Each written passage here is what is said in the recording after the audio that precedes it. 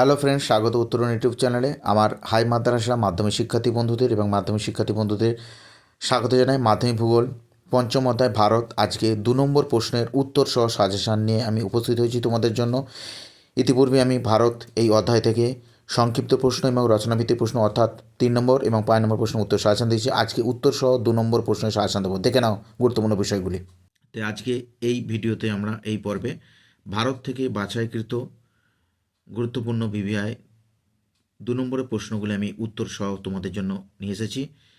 এখান থেকে তোমরা পারলে মুখস্থ করো বা স্ক্রিনশট নিয়ে রেখে দিতে পারো।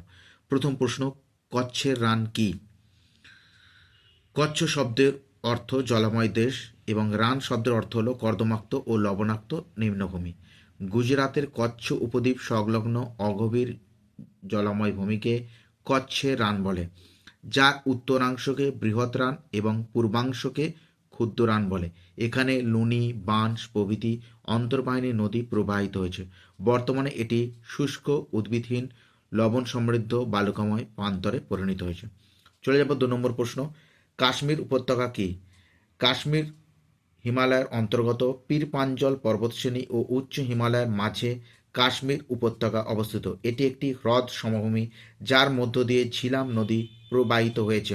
অপরূপ প্রাকৃতিক সৌন্দর্য, নৈসর্গিক দৃশ্য, তুষারাবৃত গিরিশৃঙ্গ এবং উলার ডাল হ্রদের মনোরম পরিবেশ প্রভৃতি কারণে কাশ্মীর উপত্যকাকে প্রাচ্যের নন্দনকানন বা ভূস্বর্গ বলে।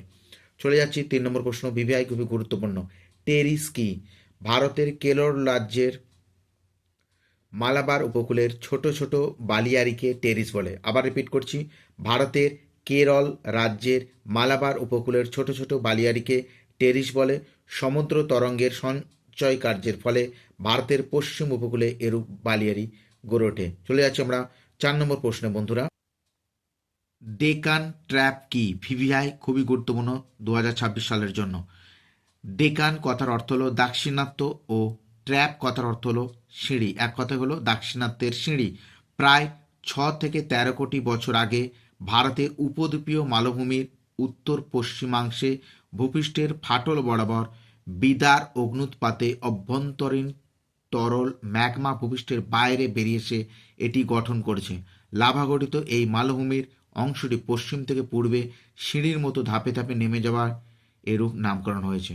চলে যাচ্ছি পরের প্রশ্ন, ভিভিআই 2018 সালে এমপিতে এসেছিল মাধ্যমিক পরীক্ষায়।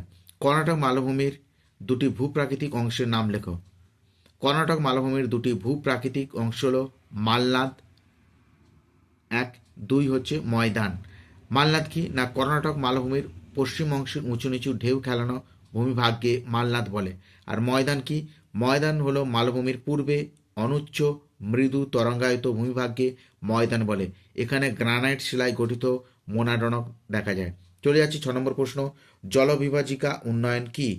যে বিজ্ঞানসম্মত পদ্ধতিতে কোনো জলবিভাজিকা অঞ্চলের জলসম্পদ, মৃত্তিকা, বনভূমির সংরক্ষণ এবং যথাযথ ব্যবহারের মাধ্যমে ওই অঞ্চলের জনগণের কল্যাণ সাধন হয় ও উন্নয়নের পরিকল্পনা গ্রহণ করা হয়, তাকে জলবিভাজিকা উন্নয়ন বলে। চলেছি পরের গুরুত্বপূর্ণ প্রশ্ন, জলসেচ কি? কৃষিক্ষেত্রে জলের চাহিদা পূরণ করার উদ্দেশ্যে কৃত্রিম পদ্ধতিতে পর্যাপ্ত পরিমাণে ও সঠিক সময়ে জল সরবরাহ করার ব্যবস্থাকে জলসেচ বলা হয়। ভারতের কূপ, নলকূপ, জলাশয় এবং সেচ খালের মাধ্যমে জলসেচ করা হয়। চলে যাব আমরা 8 নম্বর প্রশ্ন, মরুস্থলী কি? ভারতীয় মরুভূমির পশ্চিমাংশে বালুকাময়, উষ্ণ, শুষ্ক ও চরম ভাবাপন্ন যে অঞ্চলে প্রাণের সাড়া পাওয়া যায় না সেই অঞ্চলটিকে মরুস্থলী বলে। মরুস্থলী কথার অর্থ মৃতের দেশ। এমসিকিউর মধ্যে পড়তে পারে বন্ধুরা, মরুস্থলী কথার অর্থ হলো মৃতের দেশ। পরের প্রশ্ন, ভিভিআই খুবই গুরুত্বপূর্ণ, বহুমুখী নদী পরিকল্পনা কি? যে পরিকল্পনার মাধ্যমে নদীর উপর বাঁধ দিয়ে একই সঙ্গে বিভিন্ন প্রকার উদ্দেশ্য যেমন বন্যা নিয়ন্ত্রণ, মৃত্তিকার ক্ষয়রোধ, বনভূমির প্রসার, জলবিদ্যুৎ উৎপাদন, জলসেচ, মৎস্য চাষ ও পর্যটনের প্রসার প্রভৃতির বাস্তবায়নের পাশাপাশি সেই নদী অববাহিকার অধিবাসীদের সর্বাঙ্গীন উন্নয়ন সাধন করা হয়, তাকে বহুমুখী নদী পরিকল্পনা বলে। উদাহরণ ডিভিসি, দামোদর উপত্যকা পরিকল্পনা। চলে যাচ্ছি 10 নম্বর প্রশ্ন বন্ধুরা, বৃষ্টির জল সংরক্ষণের দুটি উদ্দেশ্য কি? এমপি 18 সালে এসেছিল, মাধ্যমিক পরীক্ষা 18 সালে এসেছিল।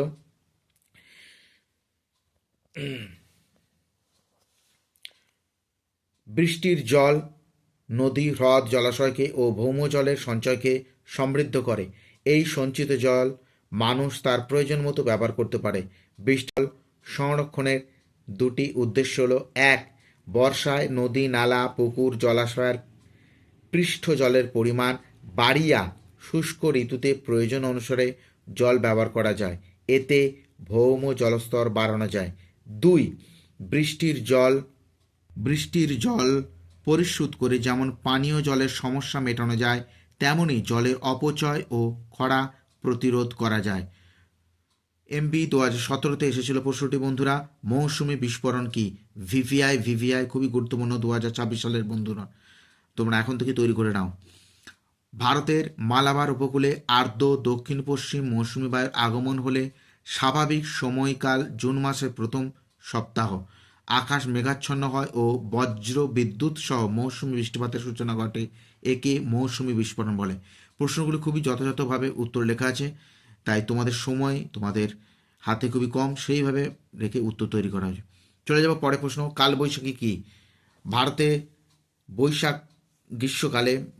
গ্রীষ্মকালে প্রখর সূর্যতাপে স্থানীয়ভাবে সৃষ্ট নিম্নচাপের প্রভাবে বজ্র বিদ্যুৎ সহ যে ঝড় বৃষ্টি হয় তাকে কালবৈশাখী বলে। উত্তর পশ্চিম দিক থেকে প্রবাহিত হয় বলে এই ঝড়কে নরওয়েস্টার বলে। পশ্চিমবঙ্গে কাল বৈশাখী সাধারণত বৈশাখ জ্যৈষ্ঠ মাসে দেখা যায় বন্ধুরা। চলে যাচ্ছি আমরা 13 নম্বর প্রশ্ন। ভিভিআই খুবই গুরুত্বপূর্ণ। আশ্বিনের ঝড় কি?